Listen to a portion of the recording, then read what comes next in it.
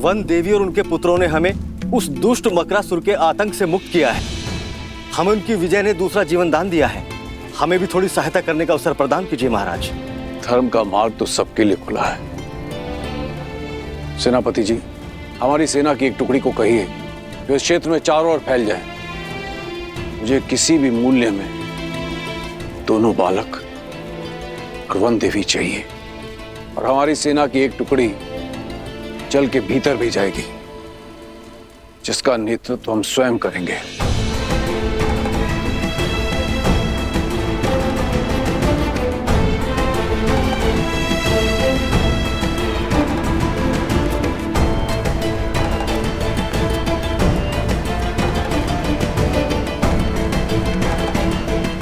ऋषि, मेरा अंतर्मन कहता है कि वो जहां भी होंगे सकुशल होंगे। महाराज,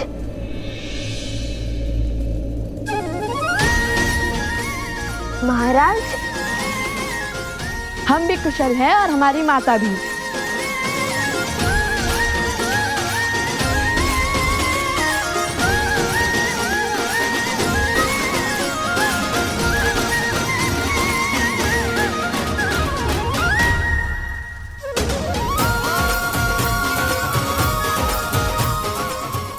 अरे, झील में तो पहले ही भीगे हैं, अब क्या अपने आंसू से भी भिगोएंगे हमें?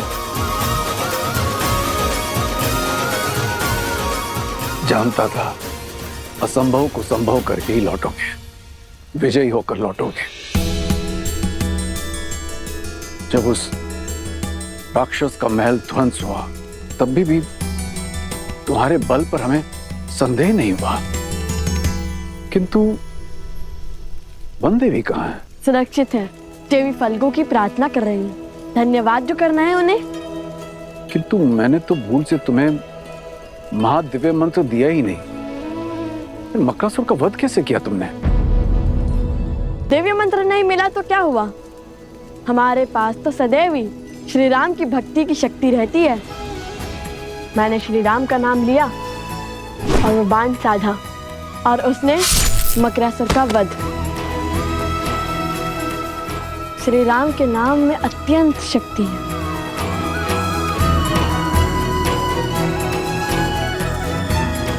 वही शक्ति जो हनुमान जी को राम नाम से मिलती है। ऐसा प्रतीत हो रहा है कि तुम दोनों राम और राम कथा के प्रशंसक हो, भक्त हो उनके। पूरी कथा सुनी है या? सुनी है महाराज, हमें राम कथा का एक एक शब्द कंठस्थ है। हमसे बड़ा राम भक्त इस संसार में कोई दूसरा नहीं है।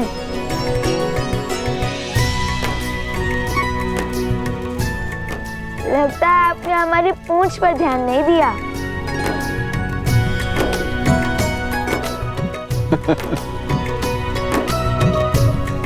अर्थात सीधा प्रतिस्पर्धा हनुमान जी से है ना? प्रतिस्पर्धा होती तो कब के जीते होते, क्योंकि लव कुश हनुमान जी से भी बड़े राम भक्त हैं। जब भी संकट में होते हैं तो श्री राम का नाम लेते हैं, श्री राम का अनुसरण करते हैं, और जब भी दुख के बादल छाते हैं तो देवी सीता का नाम लेते हैं।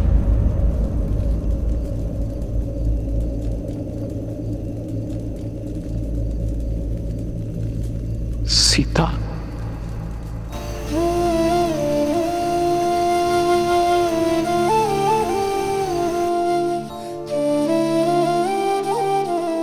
पिताश्री। समझ गया, पुत्री की स्मृति में दुखी हो गए। माता कहती है कि पुत्री पिता का घर छोड़ पति का संसार बसाती है, इसलिए पिता की प्रिय होती है।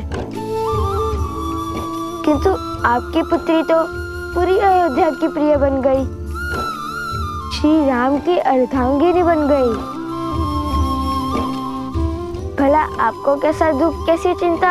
आप चिंतित ना हो महाराज, हम शीघ्र ही अयोध्या जाकर श्री राम और देवी सीता को आपकी कुशलता का क्षम पहुंचाएंगे। अयोध्या? हाँ हाँ, अयोध्या, आपकी पुत्री का राज्य। उनका घर, जहाँ वो श्री राम के साथ सुख से रहती हैं।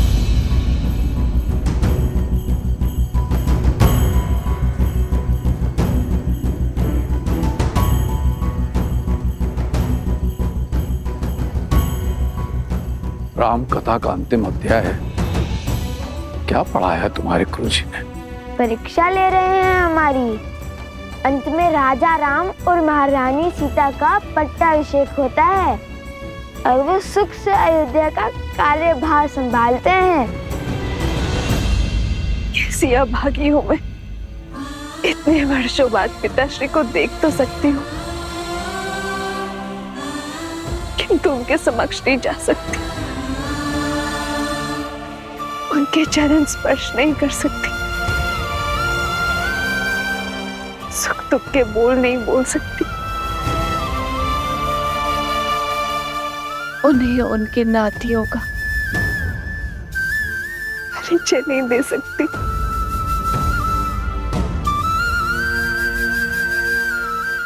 हे प्रभु, कैसा धर्म संकट है ये।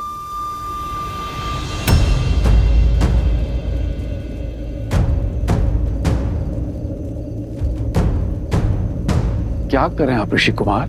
हमारी माता ने कहा कि आप उनके पिता समान हैं, तो आप हमारे नाना हुए और नातियों का उनके नाना से आशीर्वाद लेना उनका धर्म भी है और अधिकार भी। मुझे क्षमा करना पिताश्री, मैंने आपसे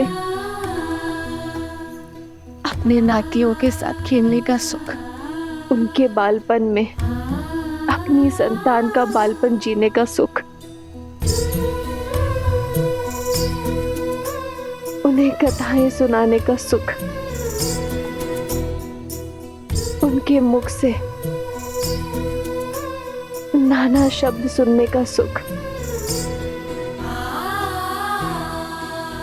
सब छीन लिया।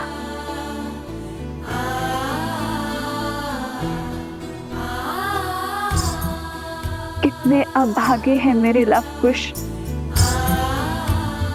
जो मिथिला के ज्ञान से वंचित है। ननिहाल में उन्हें मिलने वाले प्रेम से दूर रह गई मेरे लवकुश। अब तो साक्षात देवी सीता के पिता और श्री राम के ससुर हैं। हमें शीघ्र ही उनसे भेंट करने का आशीर्वाद दे दीजिए ना। आशीर्वाद के लोभ से प्रणाम। हाँ हाँ जानता हूँ, लोग से प्रणाम करना बुरी बात होती है। किसी के आगे नतमस्तक केवल सम्मान के लिए हुआ जाता है, किंतु मुझे लोभ आशीर्वाद का नहीं, श्री राम और माता सीता से मिलने का है।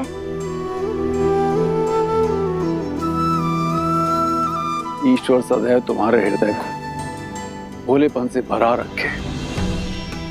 द्वेष और स्वार्थ का मैल तुम्हारे मन को छू भी न सके, और तुम्हारा नाम इस संसार के सबसे वीर योद्धाओं में सम्मिलित हो। बिल्कुल तुम्हारे प्रभु, तुम्हारे आदर्श श्री राम की तरह, और तुम्हें शीघ्र ही उनसे मिलने का सौभाग्य प्राप्त। धन्यवाद महाराज। धन्यवाद महाराज। वनवास हो या रावण का पाश, आज तक ईश्वर ने मुझे जो भी दिया मैंने उसे नियति समझकर स्वीकारा। कभी कोई उल्हाना या कभी कुछ नहीं मांगा मैंने, किंतु फाल्गु देवी, आज मैं आपसे मांगती हूँ, यदि मैंने आपकी तपस्या सिद्ध की है तो बिना अपने पिता के समक्ष आए उनके चरण छू पाने का सुख दे दीजिए मुझे। दीजिए माता।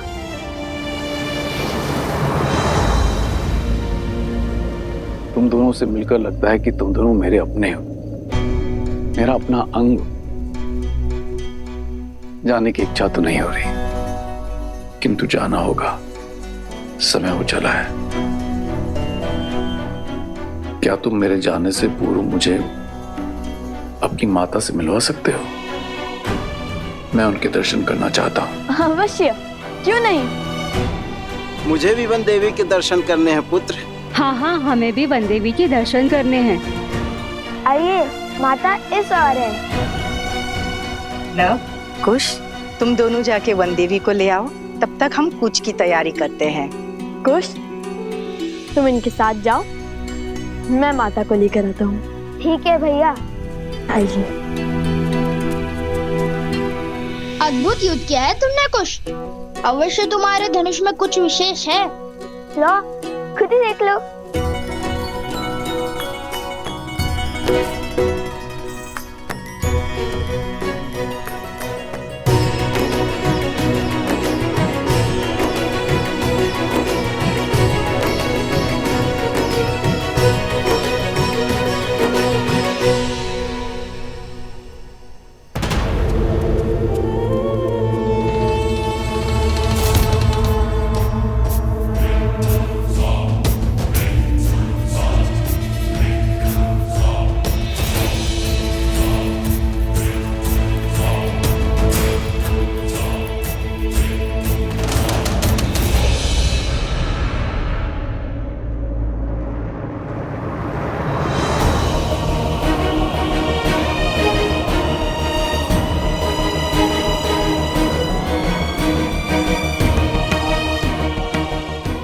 मेरी विनती सुनिए फाल्गु माता, मेरी विनती सुनिए।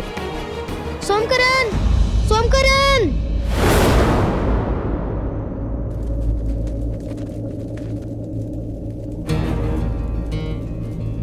कुश, कुछ तो अनिष्ट है।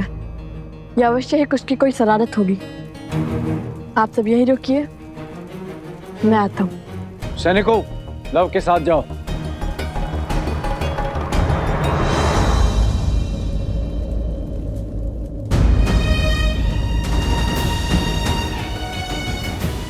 मेरी प्रार्थना स्वीकारिए माँ, मेरी प्रार्थना स्वीकारिए। क्या हुआ कुश? कुश, क्या हुआ? बोलो कुछ, बोलो भी। सोमकरण। क्या हुआ गुरु माँ? वो राक्षस सोमकरण को ले गया उस और मुझे जटुकरण ने अपने प्रश्न में उलझा रखा था। मेरा धनुष भी उसके पास था। पता नहीं कब वो असुर आया और फिर हमने सोमकरण की चीख सुनी। जो भी हुआ ठीक है, किंतु अब शीघ्र हमें उन्हें पकड़ना होगा। चलो कुश। तुम दोनों पहले से चोटिल हो, हम उसे ले आएंगे। नहीं, वो हमारा मित्र है और उसे बचाना भी हमें जाना ही होगा ना। चलो कुश।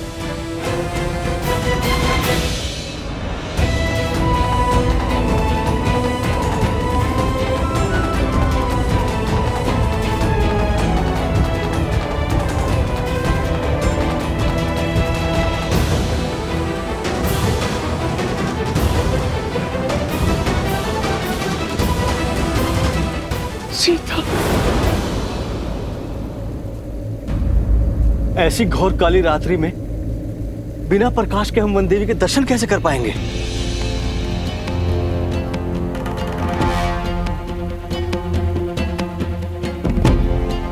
जाओ, वो दीप ले आओ।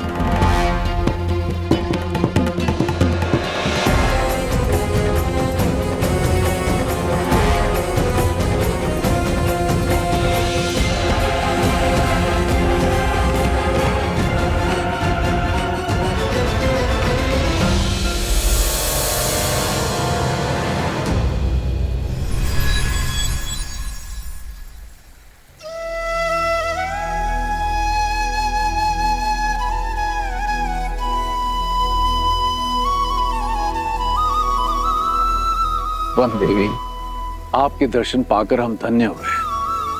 आपके पुत्रों को देखकर दो राजकुमारों का स्मरण हो आया, राम और लक्ष्मण।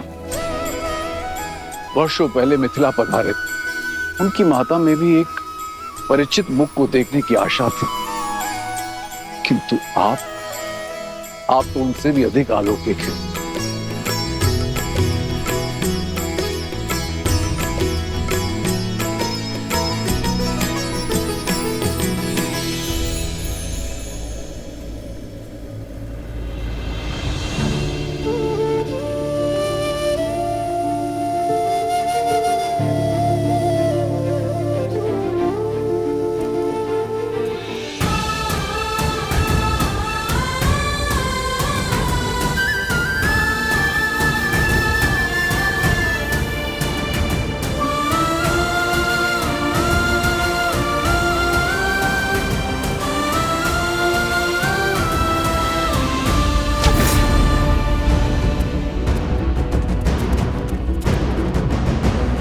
उस और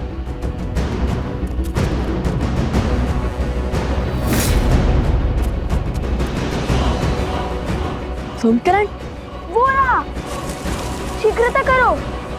रुको।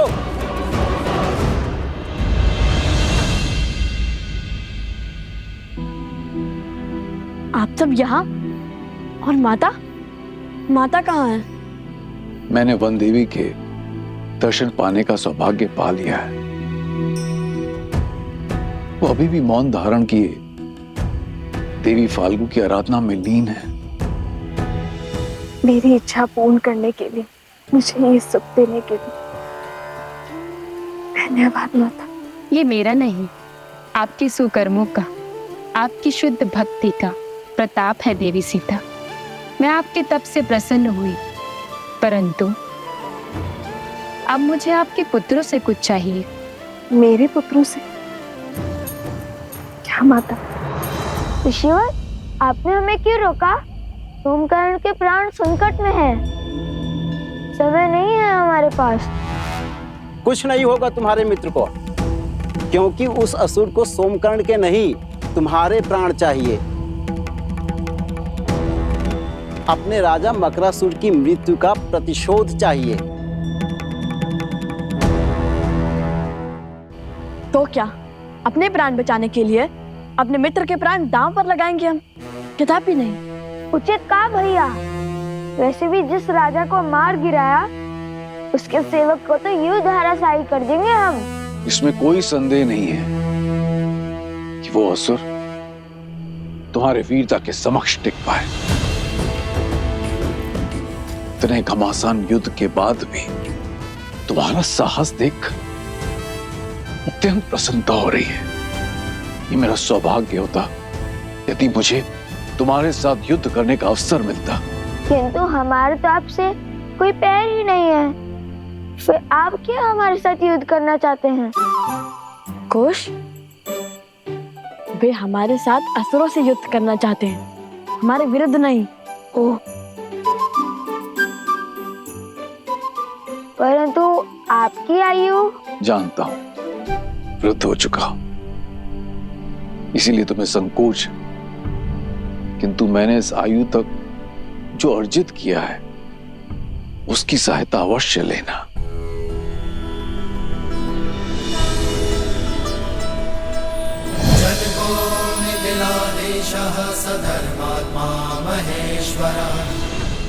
उपहार के रूप में मैं तुम्हें ये देना चाहता हूं, ये तुनीर जो स्वयं भगवान परशुराम ने मुझे दिया था।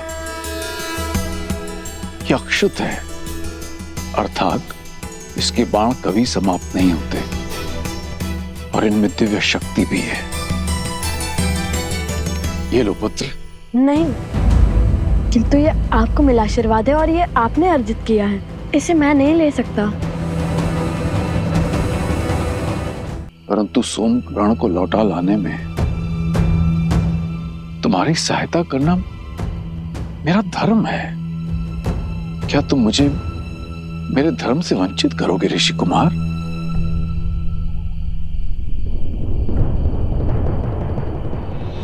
दिव्य ज्ञान विभूषितः सिद्धि संपन्न एवं च विदेहेश्वास दुर्लभो लोकेश्वपि सुदुर्लभो लोकेश्वपि सुदुर्लभो। विजयी भव। अब आप जाइए महाराज, और हमारे लिए चिंतित ना हो। हाँ, यदि श्री राम ने चाहा तो हम शीघ्र ही ये भेंट लौटाने आएंगे।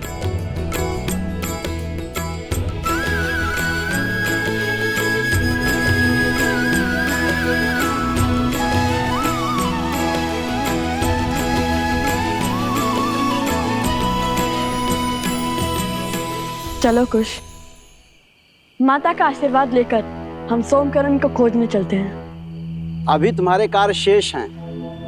माता फल्गु तुमसे कुछ चाहती हैं। हमसे? हमसे क्या? उत्तर नहीं देना था तो बोलते थे, क्यों आंखें क्यों मूंद ली? कुश, वे ध्यान कर रहे हैं। क्षमा ऋषिवर, अब ये मौन रहेगा।